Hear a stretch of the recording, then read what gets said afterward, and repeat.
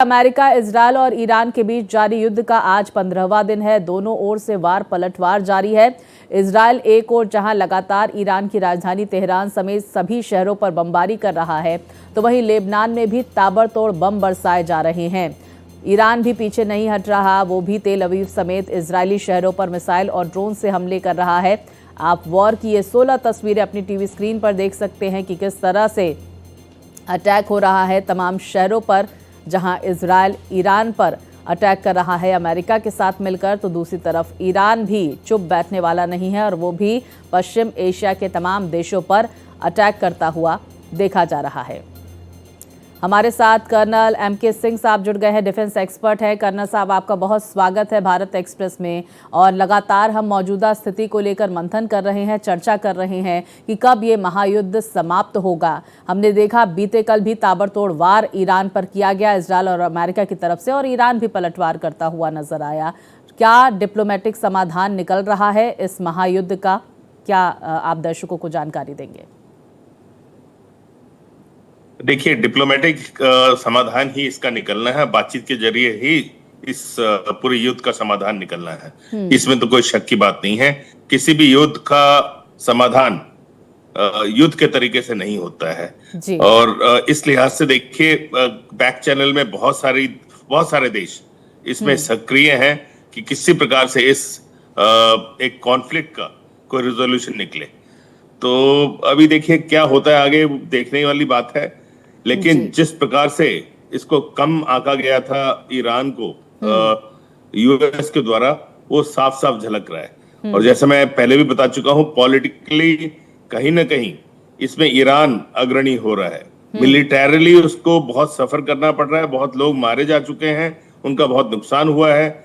जैसे कि कल तक कहा गया अमेरिका के द्वारा कि उन्होंने 15,000 से ज्यादा टारगेट्स ईरान के अंदर उनको निशाना बनाया है। तो नुकसान तो है, दोनों तरफ का नुकसान है, लेकिन जितना इन्होंने कम आंका था ईरान को, उससे कहीं आगे बढ़कर ईरान ने अपने आप को प्रूव किया है। जी बिल्कुल। और हमने देखा कि तमाम देशों की ये प्रतिक्रिया भी सामने आई कि ईरान को वेनेजुएला समझने की भूल अमेरिकी राष्ट्रपति ने कर ली और इस तरह की कार्रवाई की गई है। इस बीच हम बड़ी जानकारी दर्शकों को बता देते हैं सर, फिर मैं आपका रुख करूंगी। अमेरिका ने सुप्रीम लीडर को आतंकी घोषित किया है। ईरान के नए सुप्रीम लीडर को आतंकी घोषित किया गया है। ईरान के जो नए सुप्रीम लीडर है मुश्तबा खामेनेई, उनके साथ ही 10 नेताओं पर इनाम रखा गया है अमेरिका की तरफ से। जानकारी देने वाले को $1 करोड़ का ऐलान किया गया है। तो बड़ी खबर देखिए सामने निकल कर आ रही है। ईरान के नए सुप्रीम लीडर को आतंकी घोषित किया गया है अमेरिका की तरफ से। और नए सुप्रीम लीडर मुश्तबा खामेनेई, जो अयातुल्ला अली खामेनेई के बेटे हैं, उनको आतंकी घोषित किया गया है अमेरिका की तरफ से। और बाकायदा इनाम का ऐलान भी अमेरिकी राष्ट्रपति की तरफ से किया गया है। और देखिए तस्वीरें साझा की गई है जिसमें तमाम नेताओं की तस्वीरें सुप्रीम लीडर के साथ, जिसमें इनके बारे में कोई जानकारी देने वाले को $1 करोड़ दिया जाएगा अमेरिका की तरफ से। इस तरह का ऐलान किया गया है। लगातार हमारे साथ रक्षा विशेषज्ञ कर्नल एमके जुड़े हुए हैं। सर, जिस बात का हम जिक्र कर रहे थे, डिप्लोमेटिक समाधान एक तरफ जिस पर लगातार चर्चा का दौर, तमाम वो देश जो पश्चिम एशिया के देश हैं वो भी बातचीत अमेरिका से कर रहे हैं, भारत भी बातचीत कर रहा है, ईरान से भी, इजराइल से भी। लेकिन कब समाधान निकलेगा, ये बहुत बड़ा सवाल है। इसके साथ ही जानकारी ये भी सामने निकल कर आ रही है कि अमेरिका की तरफ से जो ईरान के नए सुप्रीम लीडर है मुश्तबा खामेनेई, उनके साथ ही कई अन्य लोगों को आतंकी घोषित किया गया है और साथ ही $1 करोड़ का इनाम भी रखा गया है।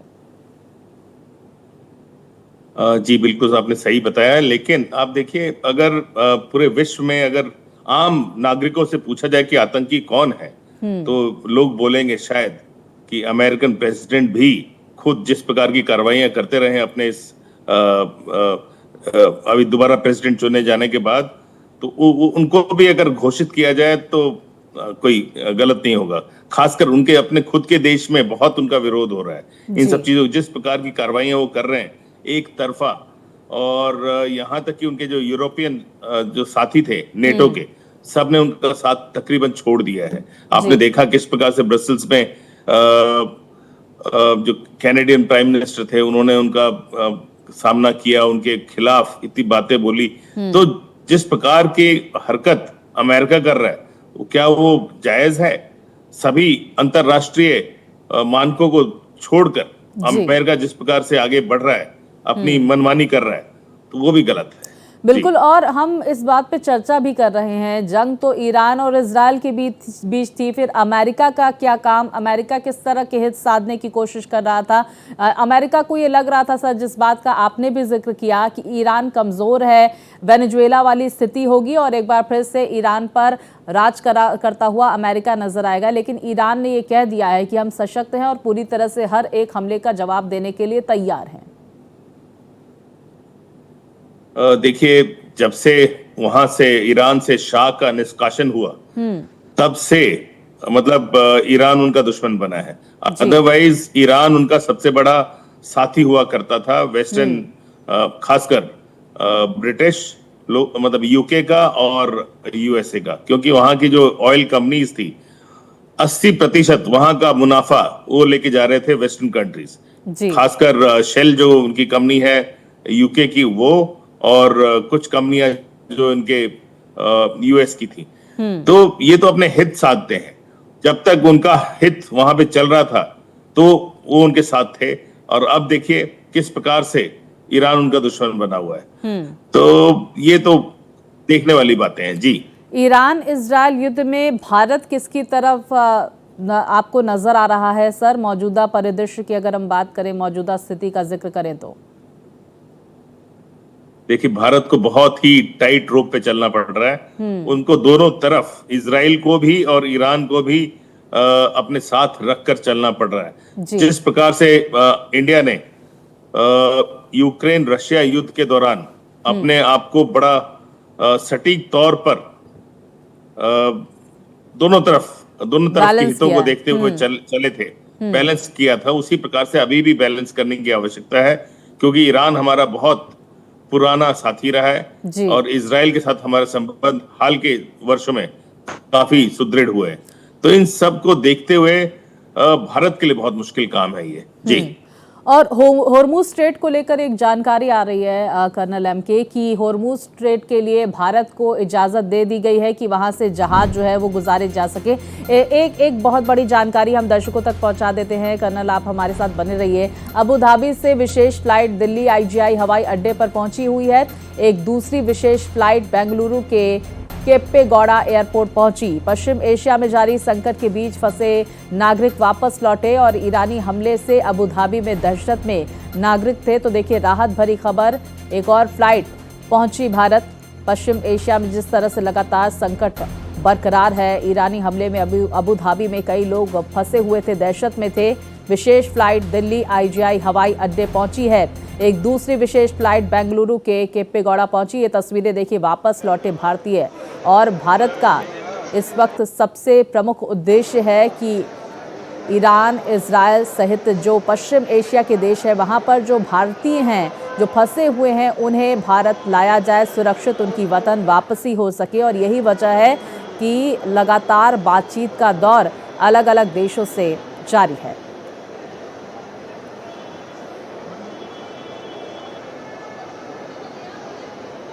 मैं अबू धाबी से दिल्ली। जैसे हम लोग वहाँ पे रह रहे थे, हम 2 साल से वहाँ पे हैं, तो जो ये माहौल है लड़ाई झगड़ा का, जो वहाँ से ड्रोन छोड़ा जा रहा है ईरान के थ्रू अबू धाबी पे, तो यही हम लोग का जो पहले मोबाइल में अलाउड हो जाता है कि आप लोग सुरक्षित एरिया में चले जाओ, अपने रूम में रहो, बाहर ना निकलो। बाकी जो भी दिक्कत है वहाँ का सरकार हैंडल कर रही है, दुबई का गवर्नमेंट जो है। हाँ, अल्हम्दुलिल्लाह, कोई भी एक्सीडेंट होने से पहले वहाँ का सुरक्षित एरिया जो है हम लोग को दिया जाता था। जैसे हम काम पे हैं, हमारा सेफ्टी वाला ऑफिसर जो है हम लोग को बंकर में लेके चलाया जाता था। जैसे कि अलाउड कर दिया जाता था कि आप लोग सभी आदमी एक साथ होके एक जगह में रहे, कोई खतरा ना हो, हम लोग खतरा का संविधान निकाला जाए। दूसरा बात ये है कि जैसे हम लोग को सुरक्षित हो जाता था, अलाउड हो जाता था कि आप अपने सेफ हैं, हम लोग, आप लोग जाके कहीं भी जहां आप लोग का काम करने के एरिया वहां पे जाके काम करें।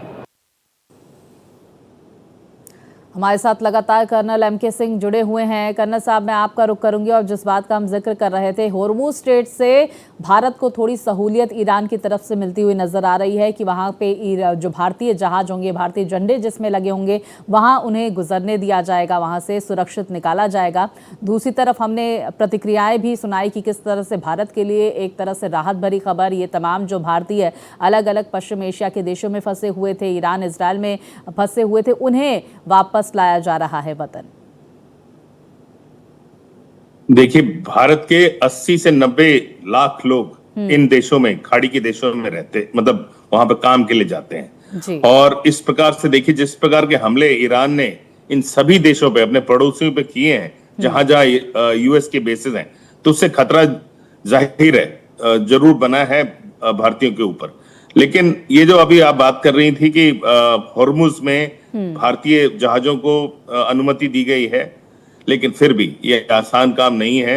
वो तो थोड़ा सा ठीक है, भारत ने एक टाइट रोप डिप्लोमेसी रखी है और अपना बैलेंस किया है, लेकिन आसान नहीं है, क्योंकि वहां जो खतरे हैं वो सबको मालूम है। कई भारतीयों की जानें भी गई हैं, आपको मालूम है।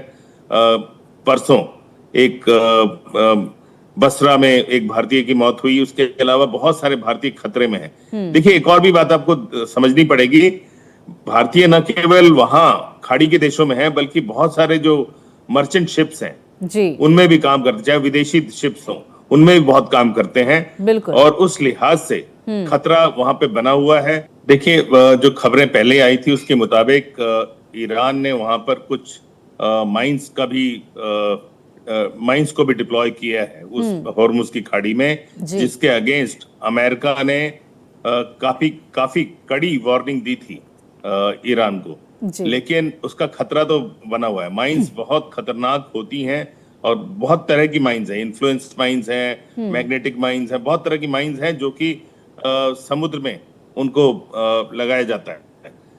इससे कोई भी जो युद्धपोत है या फिर मर्चेंट शिप है, उसको गहरा नुकसान पहुंच सकता है। तो उस लिहाज से जो अभी तक जो मर्चेंट शिप्स हैं वहां से जाने के लिए तैयार नहीं है, क्योंकि उनका इंश्योरेंस भी जो इंश्योरेंस कंपनीज हैं उन्होंने काफी हद तक उसको रद्द कर दिया है। बिल्कुल। तो इन सबको देखते हुए अगर आप समझेंगे, चैलेंजेस बहुत ज्यादा है, न केवल भारतीय शिप्स के लिए, सभी शिप्स के लिए हॉर्मुज की खाड़ी में।